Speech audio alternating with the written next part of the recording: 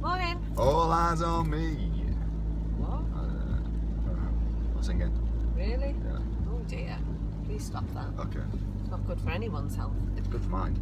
I don't care about anyone. It's for me. Oh. I'm singing for me. I'm not Selfish. singing. I'm not. Yeah. I'm being selfish. I'm singing for me, not for everybody else. If I was singing for everybody else, I'd give them earache because I'm useless at singing. Fair enough. Yeah. Cool. Anyway, good morning. What are we going to talk about today? Paying attention to buying signals. Paying attention to buying signals. Hot topic. Thank you. It is. Are you going to talk or shall I? You might as well lead in with it, seeing as you're in a Okay. chatty mood.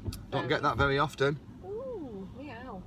So, I think paying attention to buying signals is very closely linked to fear of closing, because what you can find with a lot of people, I would say the majority of salespeople, they don't realise that when someone is asking questions about the product, that is a buying signal. It's because they're interested in the product, not because they're trying to fob you off and get rid of you and put objections in your way and are being negative. They're actually wanting to know more. So that's a buying signal, and you need to grasp onto it and make the most of it. Here's a buying signal. What? I want to buy that. Okay, that's a pretty obvious one. No, but seriously though, do you know, this is something that happens, and especially like in something that's retail oriented. I walk into a shop, right? I see some jeans. I want to buy them. Can I help you? Yeah, I'd like to buy these. Do you want to try them on? No, I want to buy them. Yeah, true, yeah. And it just slows the sales process down. And you know what that is, don't you? Because it's too much effort for them. Oh, I've got to go to the cash register. Yeah, just go and wander around for a bit. If you go and try them on, then it might be on my break when you come to buy them. Yeah, I'd have to do something, yeah. And it's about slowing the process down a lot of the time. People don't realise that they do this. Do you want to take it for a drive? No, I want to buy a car. Do you want to test drive it? No, I know what I want. I want to buy it. I want that pen. Do you want to see how it writes? Not really, no, I just want to buy a pen. Remember when I bought that Mont Blanc in, where were it? Oh yeah, do you want to test it? Do you want to test it? It's a pen. Really? No, I mean, I like the look of it. I'm more concerned about the fact that it looks really nice than how it really writes, to be honest with you. I'm not really bothered how it writes. I just like it because it looks nice. It's like, you know, when we went to buy this car? Yeah. We weren't going for a new car. We were looking at the second hand, weren't we, at the time? I think. I can't remember. Well, anyway, we went to buy the car. Okay. And they made a big fuss about us taking a car for a test drive. Yeah. But that's not the car we were going to have, because one was being ordered and shipped and blah blah blah. So whether we test drove that and fell in love with it and loved it, that wasn't actually the car we were going to have. Yeah. So what was the point in test driving it? Because he wants to take it out himself. Fair enough. Yeah, I want to take the car for a drive. Because he wanted to avoid doing the paperwork. Well, yeah. And this is the thing, is that a lot of the time, and people just don't realise that they're doing it, but you slow the entire process down by giving them things that they don't ask for or want. Do you want to take it for a test drive? Do you want to see how that pen writes? Would you like to try it on? No, I want to buy it. Can you help me buy it faster? I want to buy it quicker. And it's the same with buying signals and when you miss them.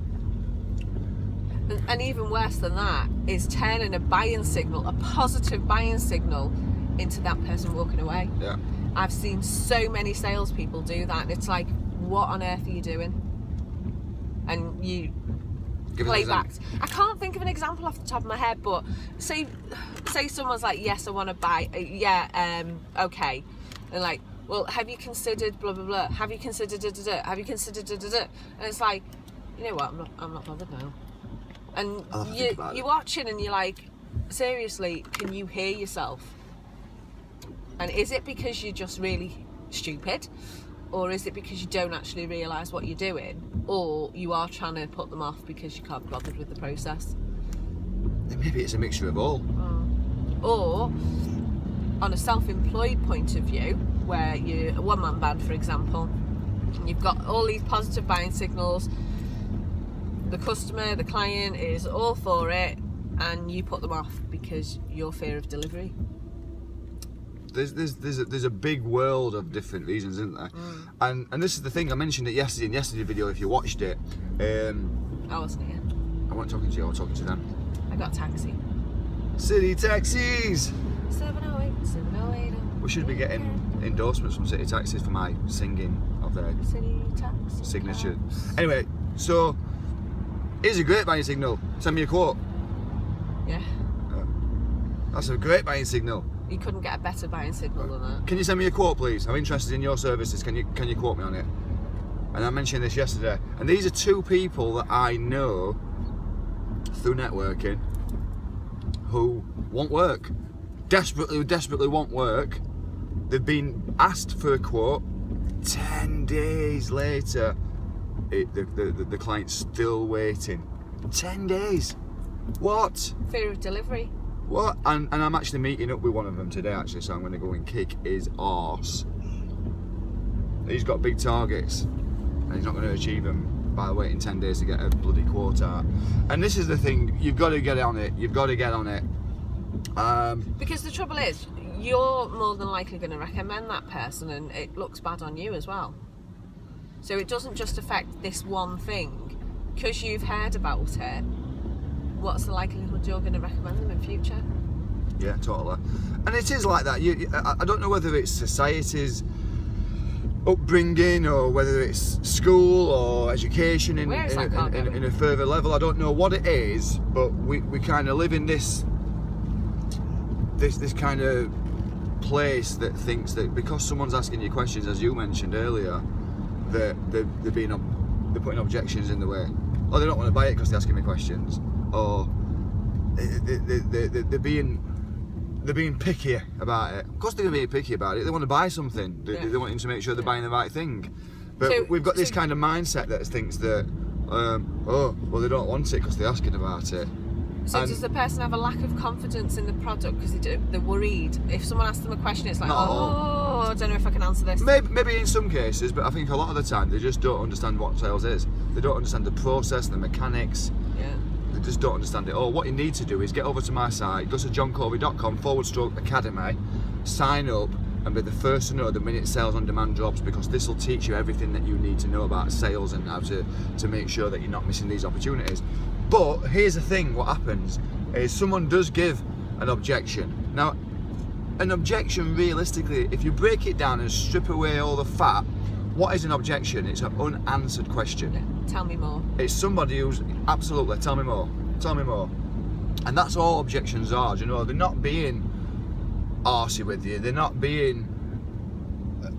blocking you, they're not saying that they don't want your product. They've got questions that's unanswered and you need to answer these questions. Now here's the real trick, and I'm giving too much information away to you here without you getting onto my sales on demand platform. But here's the real trick. Once you have answered the question that they've asked, ask for their business. Yeah. Ask for the business. Don't carry on talking, because that point of sale that you've just got them all excited about because you've answered the question will start nosediving quite quickly. Forgot about that.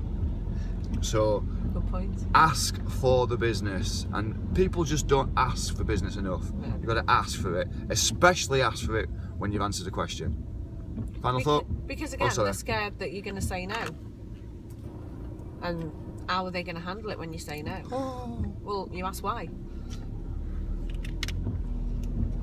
What's stopping you from buying? If they say no to me, I'll cry. I'm going to spontaneously combust. That's true. Final thought? Final thought. I can't think of one. Because I had something else to say, but I've forgotten what it was now. But it was awesome, obviously. Final thought. Pay attention to buying signals. If they're asking you questions, that's a really good sign. I think going back to the point that John was making there about the 10-day quote, a lot of that boils down to they don't believe in their product enough to have the confidence to give a price. So they're probably humming and hawing with themselves, saying, oh, well, if I quote 500 quid, is that going to put them off? I can't handle rejection. I can't handle asking them why or negotiating, because they're not confident in sales. You can't be in business without being confident in sales. And if you're watching this, you know who you are. Well, you will after today. You know who you are. Right, my final thought is I suppose the most important thing really to take from what we've just talked about there is, if you've got somebody with unanswered questions, which you will have, you're gonna have that. The only thing I'm going to tell you to do is make sure you ask for the business after you've answered it. Yeah. Answer the questions that they've got. Turn them objections back around into a positive situation. Ask for the business. Don't keep on rambling on. Get over to joncovey.com/academy. Sign up. Be the first to know about Sales on Demand when it starts to drop, which will be soon. And let's master sales together. Have a great day. Bye.